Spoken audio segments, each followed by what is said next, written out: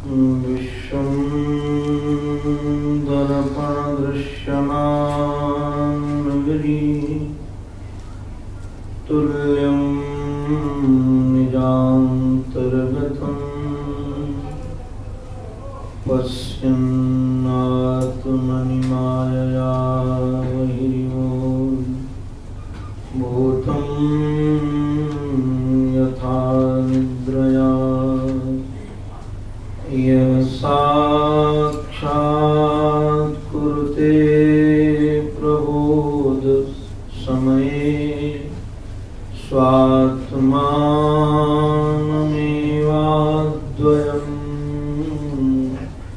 तस्मै श्री गुरुमूर्तये नमः।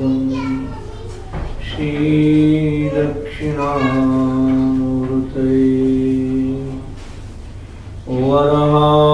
वरवीरं नटवरवपुः कर्णयोः कर्णिकारं बिभ्रदवासः कनककलितं वैजयन्तीं च मालाम् रन्ध्रान् वेणोरदर्शुदया पूरयन् गोपवृन्दैः वृन्दावनं सपदरमणं प्राविशद्गीतकीर्तिः।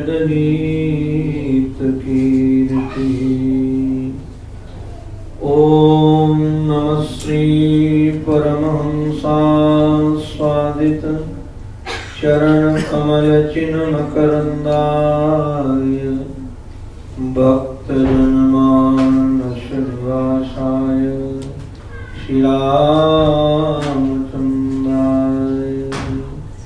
कृष्णाय वासुदेवाय हरे परमात्मने प्रणतक्लेशनाशाय गोविन्दाय नमो नमः। सद्गुरुं सद्गुणाधारं ध्यानगम्यं निरञ्जनम् अखण्डानन्दपादं मयि भूयो भूयो नमाम्यहम्। श्री अखण्डानन्दपादं मयि भूयो भूयो नमाम्यहम्।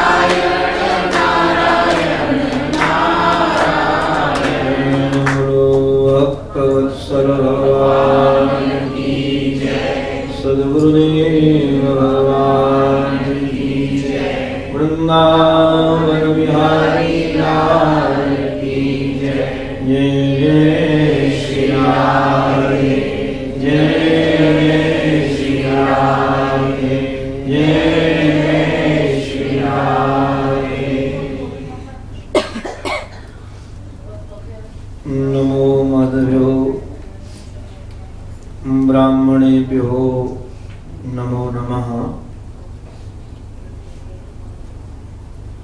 संसार में जितने भी प्राणियों का जन्म होता है, चींटी से लेकर हाथी पर्यंत, जड़ादि वृक्षादि भी हमारे शास्त्रों के आधार पर वह भी एक जीव की प्रजाति है। संसार में जितने भी प्राणधारी जीव हैं, उन सब जीवों की एकमात्र अभिलाषा यही है, एकमात्र चाहत यही है कि हम सुखी बने। हम लोग जितना भी आयास प्रयास करते हैं, सबका उद्देश्य होता है सुख की कामना, और ये सहज है। आप लोगों ने कभी गुरुत्वाकर्षण सिद्धांत पढ़ा होगा, जिससे जिसका प्रादुर्भाव होता है उधर उसका आकर्षण होता है। जैसे मिट्टी का ढेला आप आकाश में फेंको, गति समाप्त हो जाने के बाद वो ढेला किधर आएगा? मिट्टी में आएगा, कि उसका मूल नीचे है। आप पानी को मोटर के माध्यम से टंकी में चढ़ा दीजिए, किंतु जहां उस पानी को मौका मिलेगा किधर जाएगा? नीचे आएगा, क्योंकि वाटर लेवल नीचे है। तो हम आप जितने भी हैं सब उस परमात्मा के अंश हैं। परमात्मा है सच्चिदानंद स्वरूप, सत चित और आनंद ही परमात्मा का स्वरूप है। इस परमात्मा के नाम आप कुछ भी रख लीजिए, हमको नाम से कोई विरोध नहीं है।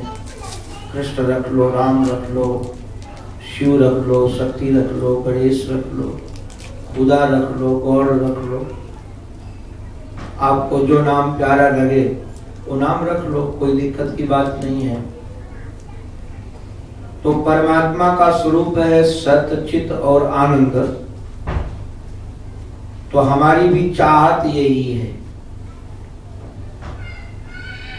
न कोई वृक्ष, न कोई पशु, न कोई पक्षी, न कोई मनुष्य, कोई भी मरना नहीं चाहता है।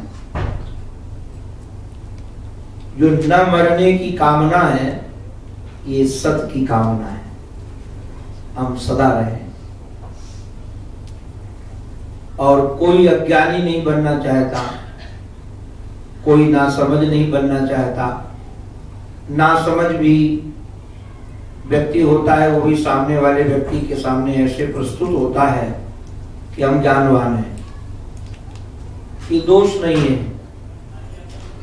क्योंकि हमारा जो मूल कारण है वो चित्त स्वरूप है, ज्ञान स्वरूप है।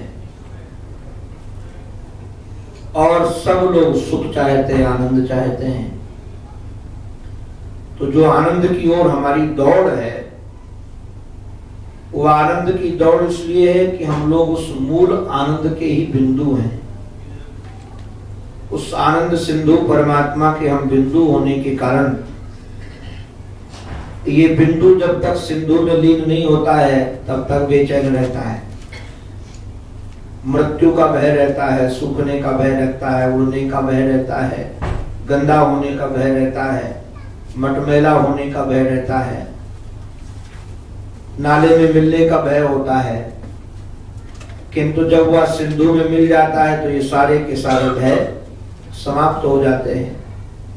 तो ये निश्चित है कि हम सब की चाहत सच्चिदानंद परमात्मा की है। जहां से जैसे भी हमको एक भी सुख की किरण लगती है कि यहां से सुख मिलेगा, यहां से आनंद मिलेगा, हम उधर ही दौड़ना प्रारंभ कर देते हैं। अब हमारे शास्त्रों के आधार पर, ऋषियों के आधार पर स्वस्थ रहने के लिए, परमात्मा की ओर बढ़ने के लिए सर्वश्रेष्ठ साधन, साधन माने होता है जिस गाड़ी पर बैठ करके आप अपने गंतव्य तक पहुंच जाएं, उसका नाम है साधन। आप मानो श्रीनाथ भगवान के मंदिर में आप आना चाहते हैं, हो सकता है आप बस से आओ, ट्रेन से आओ, या अपनी कार से आओ, या समीप में घर हो तो 11 नंबर की बस से भी आ जाओ, दोपहरों से चलकर आ जाओ। ये जितने भी मंदिर तक आने के साधन हैं, साध्य तक पहुंचाने की क्रिया का नाम ही साधना होता है। साध्य तक पहुंचाने की क्रिया का नाम ही साधना होता है। वैसे ही सुख तक पहुंचने के जितने भी साधन हैं, उन सर्व साधनों में सबसे श्रेष्ठ साधन है विचार का साधन, ज्ञान का साधन। यात्रा आपकी प्रारंभ होगी ज्ञान से, श्रवण से। अच्छा, कई बार हमारे जीवन में श्रवण कराने वाले महापुरुष भी मिल जाते हैं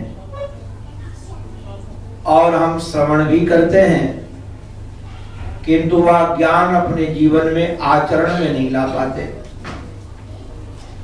जिन विचारों को हमने गुरुजनों से श्रवण किया है, उन विचारों को हम अपने आचरण में नहीं ला पाए। कई बार हम प्रयास भी करते हैं कि जैसे हमारे गुरुजनों ने कहा है हम वैसे ही चलें, वैसे ही जीवन को व्यतीत करें। इसमें कई कारण होते हैं। कई बार हमारे प्रारब्ध का प्रवाह इतना प्रबल होता है कि प्रारब्ध के प्रवाह की प्रबलता के कारण विचार हमारे आचरण तक नहीं पहुंच पाते हैं। पूर्व जन्म का कोई ऐसा प्रवाह है जिसके कारण हम जानते तो हैं ये धर्म है, ये अधर्म है, इसका आचरण करना है, इसका नहीं करना है, किंतु उसके बाद भी हम नहीं आचरण में ला पाते हैं। कई बार हमारा प्रमाद भी होता है। कई बार हमारी वासना की प्रबलता होती है, चाहना की प्रबलता। चाह से हम इतने भर गए हैं कि अगर कोई सच्ची बात भी बताना चाहता है तो ऐसा लगता है पहले चाह पूरी हो, उसकी बाद बात करेंगे। आज मैं एक जगह सत्संग कर रहा था तो कल एक सूत्र अपने आप प्रवाहित हो गया था कि परमात्मा प्रारब्ध नहीं बदलता है, महात्मा प्रारब्ध बदल देता है। वो सज्जन ने इस विषय में प्रश्न किया। संयोग से सत्संग के विचारों में जीवन विचरण करता रहता है, इसलिए कई माध्यम से हमने उस तत्व को प्रकाशित करने का प्रयास किया। शायद भर में वो सज्जन यहाँ नहीं है, इसलिए मैं बोल रहा हूं, और वो भी तो मुझे माफ करेंगे। लास्ट में जब मैं चलने लगा, सारा सत्संग हुआ, सारा विचार की प्रवाह चले। जब मैं चलने लगा तो उन्होंने कहा कि महाराज आप ही ने कहा है कि परमात्मा प्रारब्ध नहीं बदल सकता, महात्मा बदल देता है, तो आप हमारा ध्यान रखना, आप हमारा ध्यान रखना। एक बालक बड़ी अच्छी बात कहता था, भगवान सबका भला करें किंतु प्रारंभ मेरे से करें।